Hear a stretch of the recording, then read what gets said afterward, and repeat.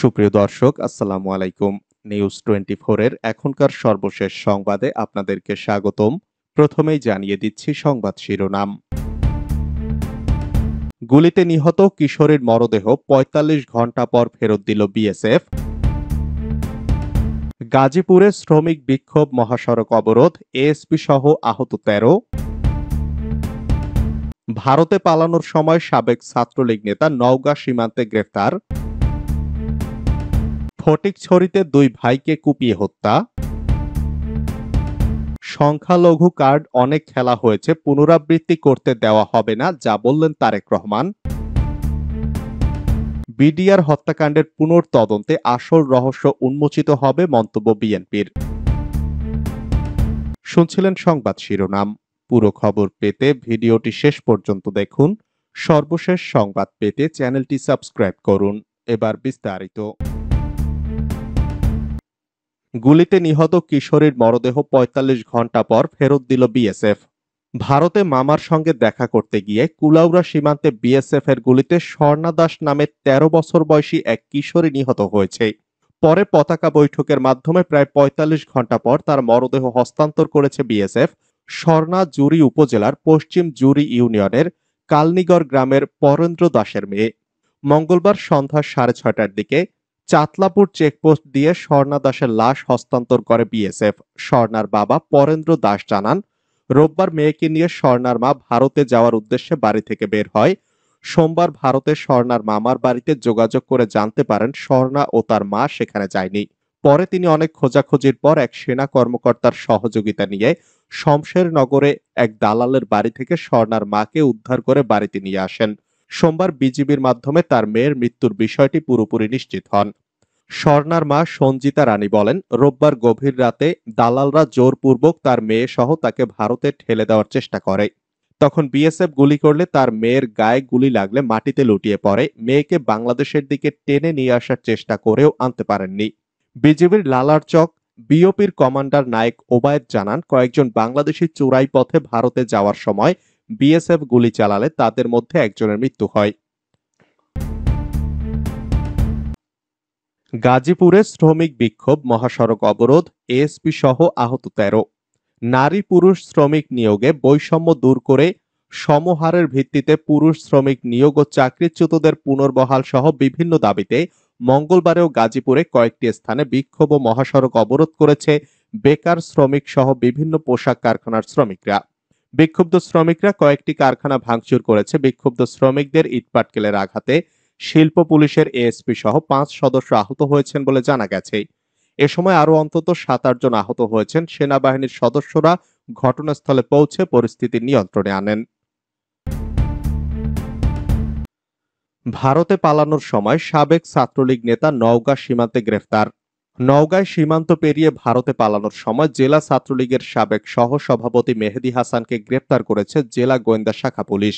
মঙ্গলবার সাপাহার উপজেলার আইহাই সীমান্ত এলাকা থেকে তাকে গ্রেপ্তার করা হয়। এর আগে গত ৩রা আগস্ট শহরের কেডির মোড়ে জেলা বিএনপির দলীয় কার্যালয়ে হামলা চালিয়ে ভাঙচুরের ঘটনায় জড়িত থাকার অভিযোগ এনে ছাত্রলীগ নেতা মেহেদী হাসান সহ ৯২ জন নেতাকর্মীর নাম উল্লেখ সহ অজ্ঞাতনামা আরো ২৫০ জনের বিরুদ্ধে ১৩ই আগস্ট সদর মডেল থানায় মামলা করেন জেলা বিএনপির সদস্য সচিব বাইজিদ হোসেন পলাশ।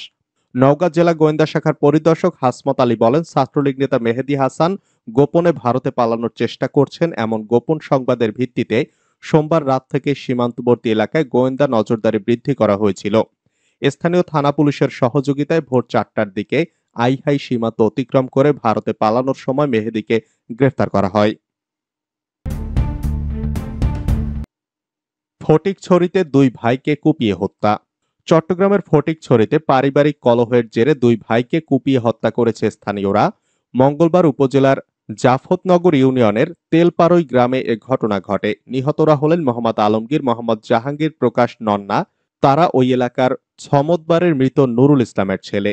নাম প্রকাশ না করার শর্তে ঘটনার প্রত্যক্ষদর্শীরা জানায়, পারিবারিক কলহের জেরে রেজাউল করিম সহ তার ৩ ভাইয়ের কথা কাটাকাটি হয়। এক পর্যায়ে তার স্ত্রী এবং মেয়েকে দেশীয় অস্ত্র দিয়ে আঘাত করেন রেজাউল করিম। এই ঘটনা দেখে প্রতিবেশীরা এগিয়ে এলে তাদের উপর ক্ষিপ্ত হন তারা ৩ ভাই। পরে স্থানীয়রা ক্ষিপ্ত হয়ে এগিয়ে এলে রেজাউল করিম ও রাসেল পালিয়ে যান। বিজয় অনেক দূরে, এখন আত্মতুষ্টির সময় নয়, মন্তব্য তারেক রহমানের। সফলতার পথ অনেক দীর্ঘ মন্তব্য করে নেতাকর্মীদের উদ্দেশ্যে বিএনপির ভারপ্রাপ্ত চেয়ারম্যান তারেক রহমান বলেছেন, বিজয় এখনো অনেক দূরে। আমরা গত ১৭ বছর বিরোধী দলে ছিলাম, আজও আছি।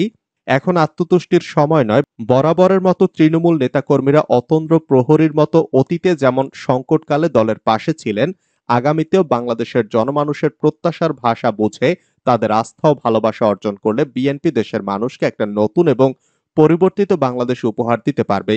মঙ্গলবার চট্টগ্রাম ও বরিশাল বিভাগের তৃণমূল নেতাকর্মীদের সঙ্গে মতবিনিময় সভায় তিনি এসব কথা বলেন। বিএনপির ভারপ্রাপ্ত চেয়ারম্যান বলেন, আমরা কেউ মসজিদে যাই, কেউ মন্দিরে বা প্যাগোডায় কিংবা গির্জায়, তেমনি কারো উৎসব ঈদ উল ফিতর, কারো বা দুর্গাপূজা কিংবা বড়দিন অথবা পূর্ণিমা, সেটাও আমার আপনার সবার অভিন্ন পরিচয় নয়। বাংলাদেশের মানচিত্রে আপনার ঠিকানা হতে পারে পাহাড়ে, কারো আবার সমতলে, কেউ বা থাকেন হাওরে, আবার কেউ ছোট্ট দ্বীপে, নয়তো উপকূলের প্লাবন ভূমিতে কিংবা সুন্দরবনের পাশে। সকল ক্ষেত্রে পরিচয় আমাদের একটাই, আমরা সবাই বাংলাদেশী। এমনকি যারা এই পরিচয়কে প্রশ্নবিদ্ধ করতে চেষ্টা করেন, তারাও জনরোষ এড়িয়ে পালানোর সময় যে পাসপোর্ট ব্যবহার করেছেন, সেখানেও তাকে এই বাংলাদেশী পরিচয়টি ব্যবহার করতে হয়েছে। তিনি বলেন, এই পরিচয় আমার আপনার যোগ্যতার মূল্যায়নের সময় যেমন নিরপেক্ষভাবে ব্যবহার করতে হবে, ঠিক তেমনি আমাদের অপরাধের ক্ষেত্রেও থাকবে একই মাপকাঠি। আর সংখ্যালঘুর কার্ড দিয়ে অনেক খেলা হয়েছে, সেটা দেশেও যেমন হয়েছে, দেশের বাইরেও কম হয়নি। নিজেদের অপকর্ম আড়াল করতে আর দেশকে অস্থিতিশীল করার চক্রান্তে যুগ যুগ ধরে এই সংখ্যালঘু সংখ্যাগুরুর স্পর্শকাতর বিষয় আর নির্যাতনের কল্পকাহিনী ফেদে রাজনৈতিক সুবিধা নেয়ার অপচেষ্টা দেশে বিদেশে বারবার কারা করেছে, সেটাও আমরা সবাই জানি। সাম্প্রতিক সম্প্রীতি ধ্বংসের এই পুরনো খেলার পুনরাবৃত্তি এদেশে আর করতে দেয়া হবে না। আসুন আমরা এগুলোকে হয় কবর দিয়ে নিশ্চিহ্ন করি, নয়তো চিতায় পুড়িয়ে ভস্ম করে দেই। বিডিআর হত্যাকাণ্ডের পুনর্তদন্তে আসল রহস্য উন্মোচিত হবে, মন্তব্য বিএনপির। বিডিআর হত্যাকাণ্ডের পুনর্তদন্তে আসল রহস্য উন্মোচিত হবে বলে মনে করছে বিএনপি। দলটি আশা করে অন্তর্বর্তী সরকার নির্মোহভাবে ও নিরপেক্ষভাবে এই ঘটনার তদন্ত করবে এবং দ্রুত বিচার শুরু করবে। মঙ্গলবার দুপুরে গুলশানে বিএনপির চেয়ারপারসনের কার্যালয়ে আয়োজিত এক সংবাদ সম্মেলনে বিএনপির স্থায়ী কমিটির সদস্য মেজর হাফিজউদ্দিন আহমদ এ আশাবাদ ব্যক্ত করেন। উল্লেখ্য, এই হত্যাকাণ্ডের পূর্ণ তদন্ত ও ন্যায় বিচার প্রক্রিয়া শিগগিরই শুরু করা হবে বলে গতকাল সোমবার জানিয়েছেন অন্তর্বর্তী সরকারের স্বরাষ্ট্র উপদেষ্টা লেফটেন্যান্ট জেনারেল মোহাম্মদ জাহাঙ্গীর আলম চৌধুরী। সংবাদ সম্মেলনে মেজর হাফিজউদ্দিন আহমেদ বলেন, ১৯৭১ সালে আমরা ইস্ট বেঙ্গল রেজিমেন্টের কয়েকজন অফিসার মিলে শহীদ রাষ্ট্রপতি জিয়াউর রহমানের ডাকে সাড়া দিয়ে বাংলাদেশ সেনাবাহিনী গড়ে তুলেছিলাম। আমাদের সৃষ্ট এই সেনাবাহিনী জনগণের আশা আকাঙ্ক্ষাকে ধারণ করেছিল, প্রতিটি আন্দোলনে সংগ্রামে জনগণের সাথী হয়ে জনগণের আশা আকাঙ্ক্ষার প্রতিফলন ঘটিয়েছিল। কিন্তু সেই সেনাবাহিনীকে ধ্বংস করার জন্য প্রাথমিক পদক্ষেপ হলো এই বিডিআর হত্যাকাণ্ড। ২০০৯ সালের ২৫-২৬ ফেব্রুয়ারি ঢাকার পিলখানার বিডিআর সদর দপ্তরে ৫৭ জন চৌকস সেনা কর্মকর্তা সহ ৭৪ জনকে নারকীয়ভাবে হত্যা করা হয়। হাফিজউদ্দিন আহমেদ বলেন, ওই বিডিআর হত্যাকাণ্ডের ঘটনায় অনেক নিরীহ ব্যক্তি শাস্তি পেয়েছে, আবার অনেক দোষী ব্যক্তি শাস্তির আওতার বাইরে চলে গিয়েছে। তিনি বলেন, অতি অল্প সময়ের মধ্যে তারা এই হত্যাকাণ্ডের সুষ্ঠু বিচার দেখতে চান। এতে ক্ষতিগ্রস্ত পরিবারগুলো কিছুটা হলেও শান্তি পাবে। এ ঘটনায় পুনর্তদন্ত ও পুনর্বিচারে বর্তমান অন্তর্বর্তী সরকারকে বিএনপি সার্বিকভাবে সহযোগিতা করবে বলেও আশ্বাস দেন হাফিজ। পুনর্তদন্তের কোনো সময়সীমা বিএনপি দেবে কিনা এমন প্রশ্নের জবাবে হাফিজউদ্দিন বলেন, আমরা প্রয়োজনীয় সময় দিতে চাই এই তদন্ত কমিটিকে। আমরা আশা করি দ্রুত তারা তদন্ত কাজ এবং বিচারের কাজ সম্পন্ন করবে। সময়সীমা বেঁধে দেয়া অত্যন্ত মুশকিল।